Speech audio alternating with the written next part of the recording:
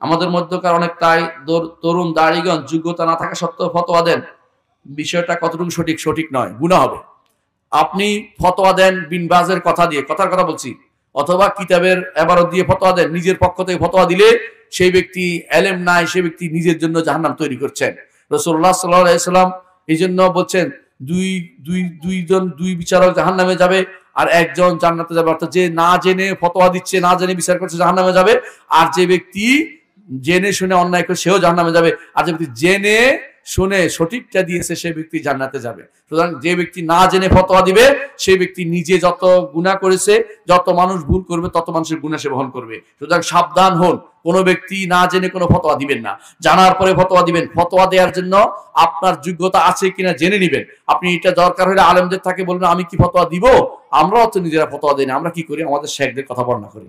শেখ মোহাম্মদ সালেহ ওসাইমিন কি বলছেন বলি, আমরা শেখ বিন বাজের কথা বলি, আমরা ওখান থেকে পড়ে আসে বলি। নিজের পক্ষ থেকে কোনো ফতোয়া দেওয়ার যোগ্যতা অর্জন করিনি আমরাও।